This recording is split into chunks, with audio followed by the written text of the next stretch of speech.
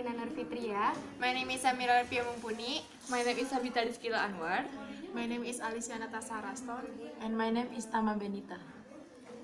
And we are from Home Group 4 and we are going to present about female and male reproductive system. Please enjoy. Enjoy! So let's without further ado, we start with anatomy of male reproductive system. Here the posterior view of reproductive system of male, and there is also sagittal view of male reproductive system. This is external genitalia. They are penis, scrotum, and male perineum. And this is the picture of external genitalia. Next, so first is penis.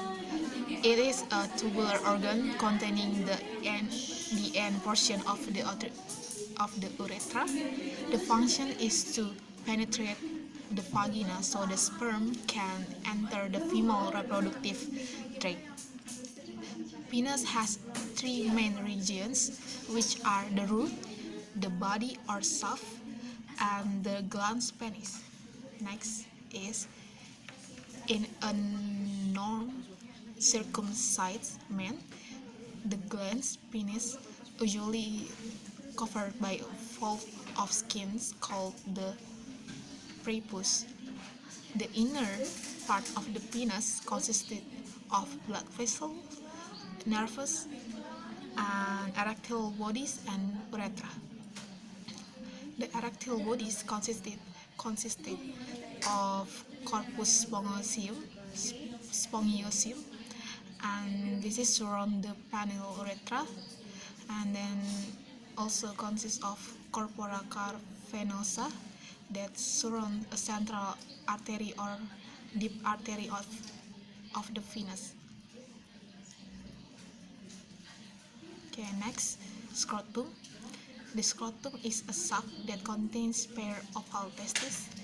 The location at the root of the penis and hangs outside the abdominopelvic cavity, and the function is for provides an optimal temperature for spermatogenesis in the testes, and also has a mechanism that involves the two sets of muscles called dartos muscle and cremaster muscles to maintain a constant intrascrotal temperature despite the temperature changes in environment. Next is the dartos muscle is a layer of smooth muscle in the superficial fascia that is essential to reduce heat loss when the temperature is cold, and it makes the scrotum shorter, heavily wrinkled, and also makes the testes closer to the body. And then the next is the cremator muscles. It is the bands of skeletal muscle that are essential to reduce heat when the temperature is warm, and it makes the scrotal skin flaccid and loose to increase the surface area for cooling or sweating, and also hang the testes away from the body trunk. Yep. And then this is the male perineum.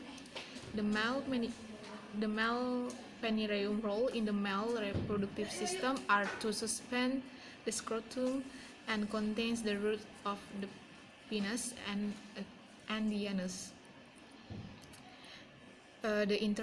Next is the internal genitalia. They are consist of testes, epididymis, vas deferens, the accessories glands, and urethra.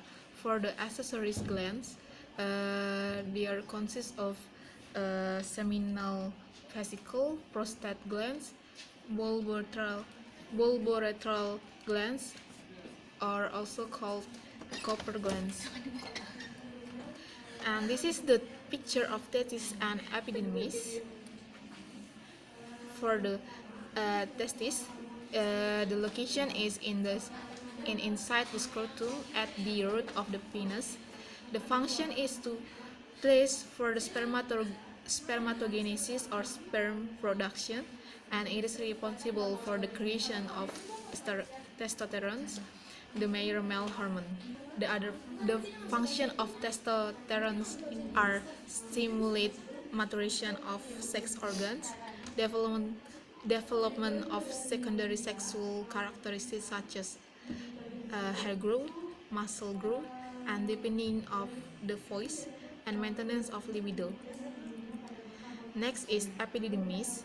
The location is on top of each testis. The function is to provide a place for the maturation of the sperm, so the sperms can survive the surface reproductive system environment and fertilize the ovum. In the epidermis, sperm gains more mitochondria as the energy provider and develop flagella as the propeller to reach the ovum. Next is vas deferens.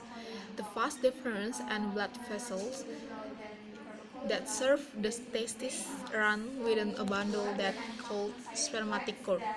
The function is to bring the sperm from the epidermis into the ovary. Next is the accessory glands. They are seminal vesicles, prostate glands, and bulbourethral glands. For the seminal vesicles, is the behind the bladder.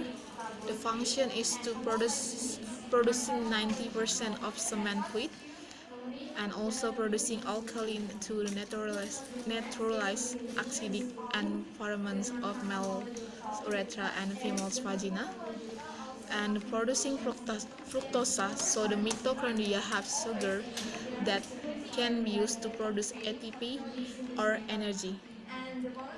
Next is prostate glands. The location is surrounding the proximal portion of the urethra, right under the urinary bladder.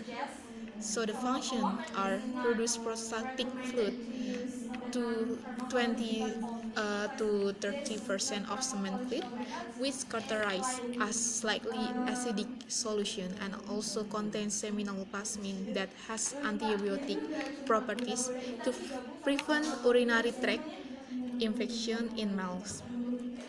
And then the function is the prostatic fluid also helps to increase the mobility of sperm inside the vagina. The last is bulbourethral glands. The location is at the base of the venous and covered by the fascia of the urogenital diaphragm. The function is to produce a thick alkaline mucus to neutralize the urethra from any urinary acid and lubricate the glands, penis, and vagina in the coitus. Next is their picture of urethra. The location is at the terminal portion of the male duct system, and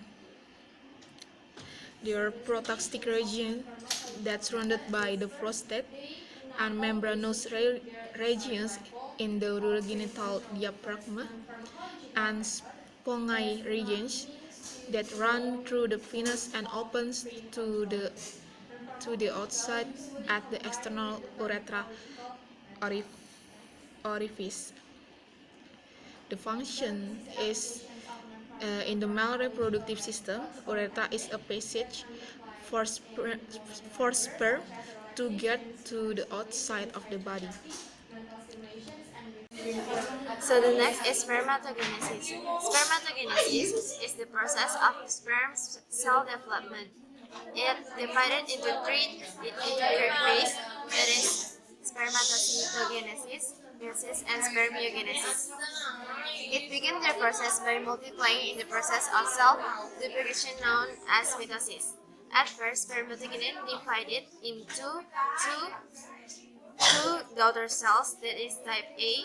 Daughter cells remain at basal lamina as a precursor cell, and the type B daughter cell. And then the type B enters meiosis first and moves to abdominal compartment. And be a primary spermatocyte. Primary spermatocyte divided into secondary spermatocyte in meiosis 1 complete. Each secondary spermatocyte divided into early spermatids, and it happened in meiosis 2.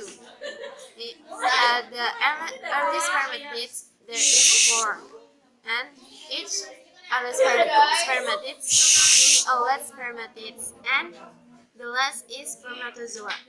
The next is hormonal control of testicular function. The hormonal control of testicular function, the, uh, at first, the hypothalamus releases gonadotropin releasing hormone, or usually called GnRH, to anterior pituitary cells via the blood of the hypophyseal portal system. And the GnRH binds to pituitary cells or gonadotropin cells, prompting them to secrete FSH and LH into the blood. Next, the FSH stimulates spermatogenesis indirectly by stimulating the sustentosynthesis or Sertoli cells to release androgen binding protein or ABP. ABP keeps the concentration of testosterone in the vicinity of the spermatogenetic cells high, which in turn stimulates spermatogenesis. In this way, FSH enhances testosterone's stimulatory effect. And then the fourth, LH, binds to the interstitial endocrine cells in the soft connective tissue surrounding the seminiferous tubulus, prodding them to secrete testosterone and a small amount of estrogen. Locally, rising testosterone levels serve as the final trigger for the spermatogenesis. And then the fifth, the testosterone entering the bloodstream exerts a number of effects at other body sites. It stimulates maturation of sex organs, the development and maintenance of secondary sex characteristics, and libido or sex drive.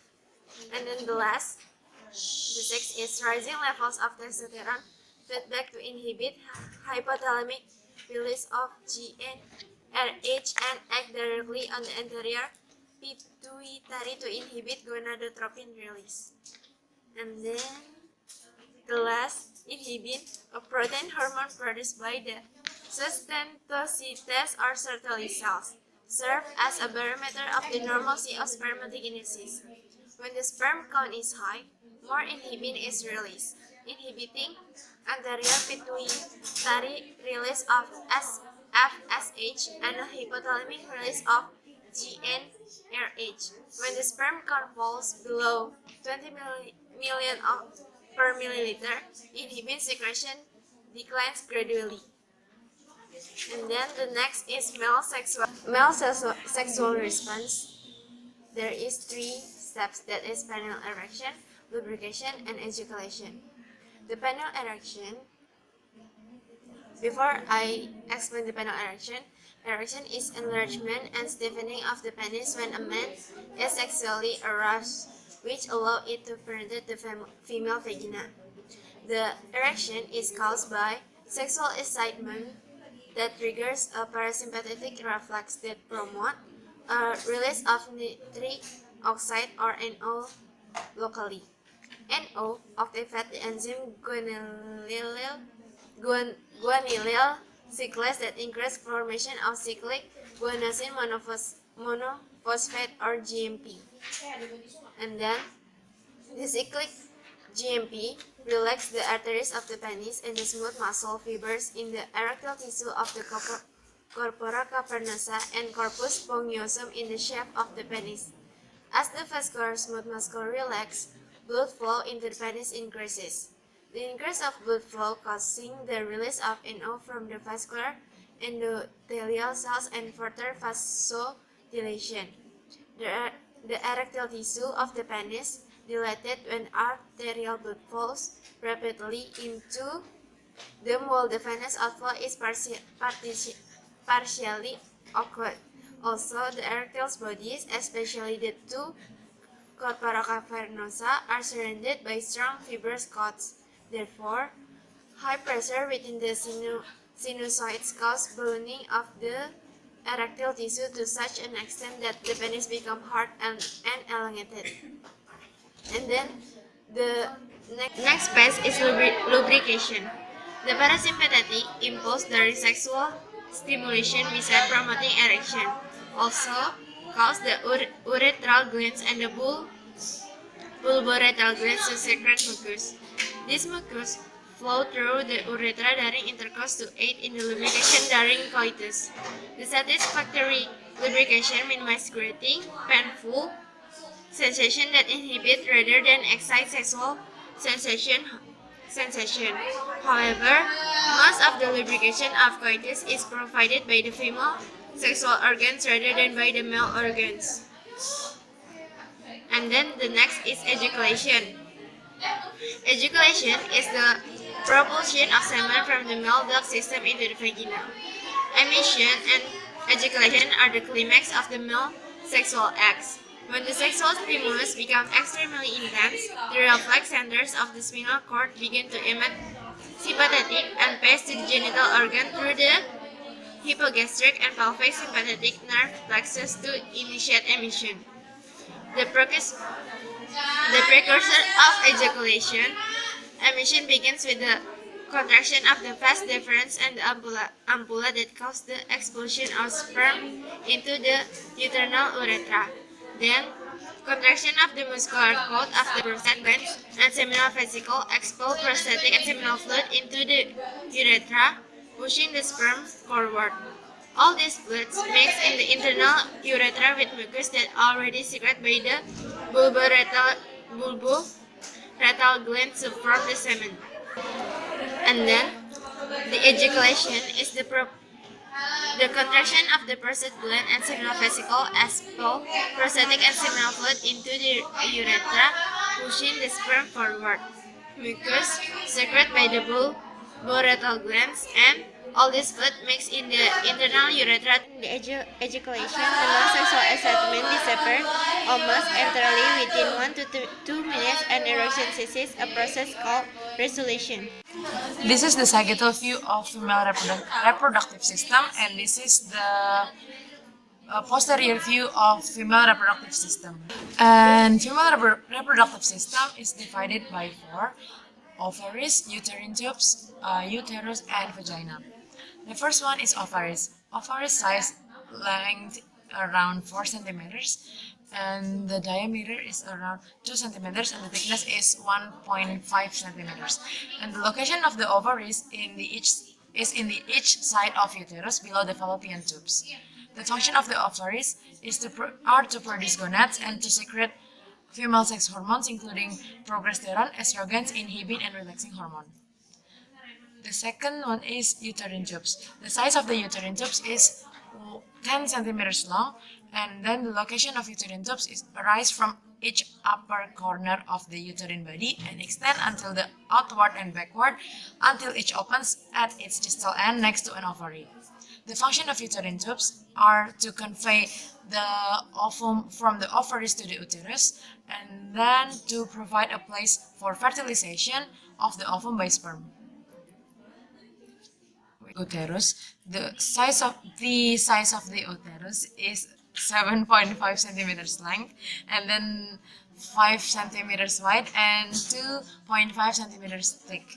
The location of the uterus is in the lower pelvis, posterior to the bladder and anterior to the rectum. The functions of the uterus are to permit sperm to ascend toward the fallopian tubes and to provide a nourishing environment for the zygote until placental function begins.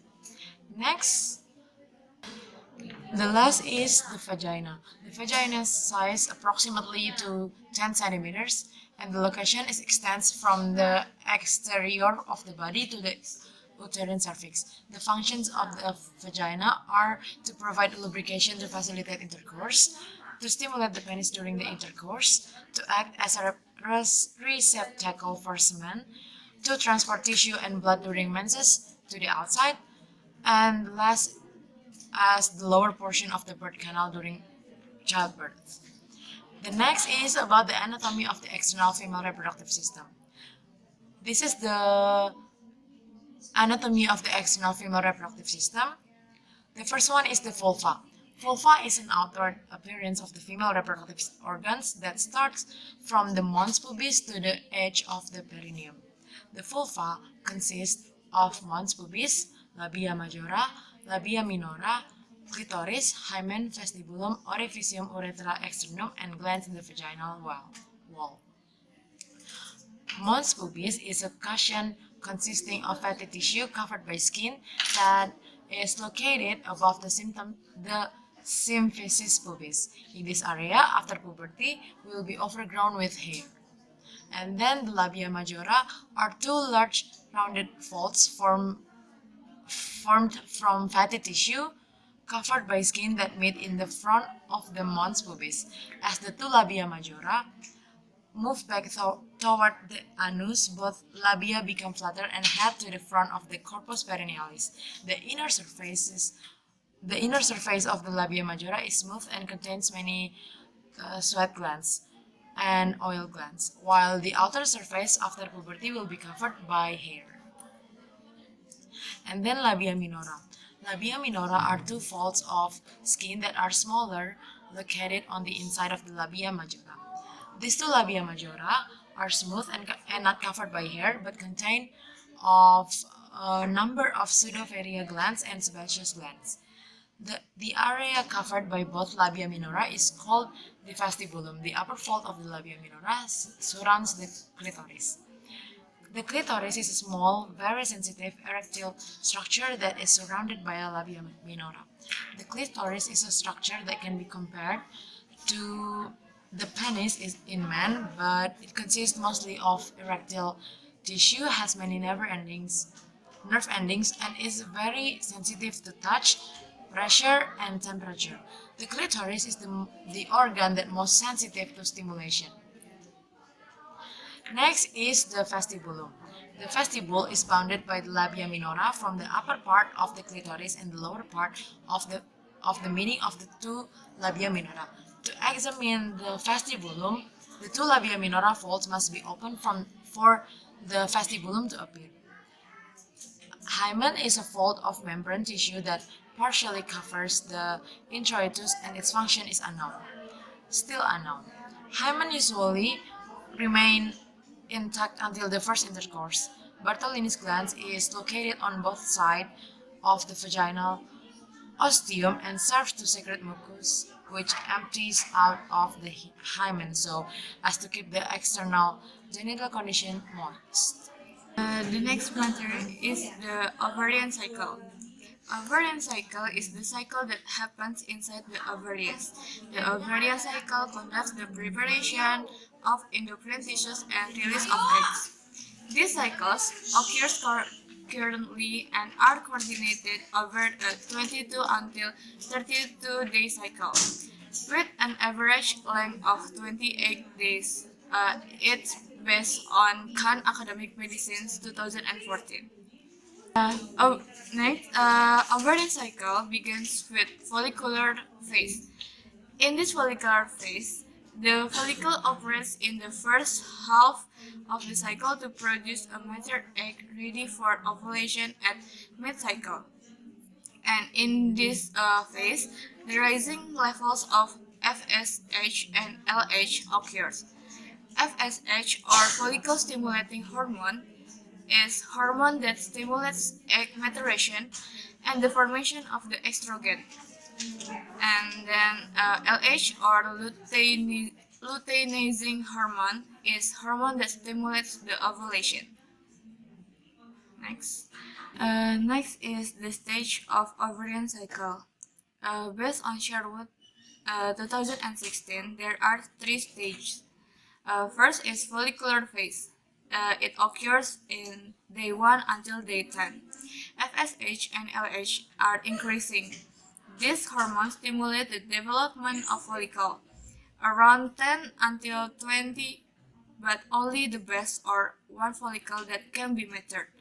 The increasing of FSH and LH are triggered by the decreasing of estrogen and progesterone. And then In day 10 until day 14, the size of the follicle is decreasing because the number of the granulosa cells. Granulosa cells is the cells that surround the follicle. Granulosa cells is increasing. This condition leads to antrum, or as known as chamber of cavity within the follicle. This primary follicle turns into the graft follicle. The maturation of the graft follicle triggers the increasing of estrogen until it reaches its peak in 18 hours before ovulation. The increasing of estrogen leads to decreasing of FSH and LH. Next stage is ovulation phase. It occurs in day 14. Ovulation is the rupture of the most mature follicle, or the graft follicle, and release its egg. FSH and LH decreasing leads to the egg to trip to fallopian tube. The egg also continued its trip to the ovarium. When it reaches the ovarium, if the egg meets the sperm, then it leads to pregnancy. But when the egg doesn't meet the sperm, and it will die. Next stage is luteal phase. It occurs in day 15 until day 28. The rupture follicle left behind in the ovary after the release of the ovum change rapidly as the granulosa and thecal cells remaining in the remnant follicle undergo a dramatic structural and functional transformation. The luteal phase is characterized by the presence of corpus luteum, or the leftover follicle. Corpus luteum is the main source of estrogen and progesterone. During the luteal phase, if there is no conceptions or implantations, the corpus luteum will experience regression and will lead to menstrual cycle. Because of the decreasing of steroid hormone, gonadotropin will increase and will lead to a menstrual cycle. And this is the picture of the ovarian cycle and uterine cycle. Next, and this is the hormone concentration of the ovarian cycle. And this is the cycle of in day 0 is primordial follicle, and then in day 14 secondary of oocyte gets ejected, and in day 15 until day 28 back to primordial follicle. And the next we will talk about endometrium cycle, which is started with menstrual cycle. In the menstrual cycle, there is structural changes in the endometrium, which is caused by the loss of progesterones and estrogens produced by a corpus luteum. So if the fertilization and implantation of the ovum that has been released does not take place, the degeneration of corpus luteum will occur, and it will be continued by decrease of progesterones and estrogens, which will cause deprived, highly vascular and nutrient-rich uterine lining, and then there will be vasoconstriction, which is prompted by a uterine prostaglandin. And then after vasoconstriction, there will be death of the endometrium, which is caused by the lack of oxygen. And then after the endometrium is dead, there is loss of endometrium along with the withdrawal of estrogens and progesterones. And then this dying endometrium goes to the uterine lumen through disintegrating vessels, resulting in bleeding. And then this cycle will last from 5 to 7 days. And then the contraction created salah bacanya Lanjut. salah ini harusnya ke sini terus ke sini gitu loh. Lanjutnya gimana? Nanti Dari mana? cutnya gimana? Lanjut. That Dari date of endometrium. Okay. And then the dead endometrium move to the uterine lumen, and then there will be contraction created by the prostaglandin, and the cycle will last from 5 to 7 days. And then after that, there will be slopes of endometrium along with the withdrawal of estrogens and progesterones. After this, there will be a new follicular phase begins as LH and FSH increase. After that, under the influence of FH and LSH, repair of the endometrium is supported by the secretion of estrogen. And then after we finish with the menstrual cycle, there will be proliferative phase. This is a phase in which ovary prepares to release an egg. It usually lasts for 28 days, and the first 14 days of the cycle are follicular phase.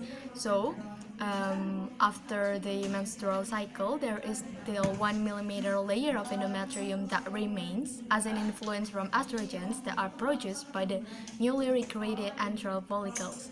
And then this lining will thicken to 3 until 5 millimeter due to the proliferation of epithelial cells, glands, and blood vessels which are stimulated by estrogens. And then the estrogens dominate the proliferative phase until ovulation starts. The ovulation is triggered by LH surge that is prompted by the peak of estrogen levels. And then the last phase is the secretory phase. This phase is entered after the new corpus luteum is formed, and the corpus luteum produces abundance of progesterones and estrogens, and the endometrium is transferred from having high levels of estrogens to a richly vascularized and glycogen-filled tissue. That is the end of the endometrium cycle.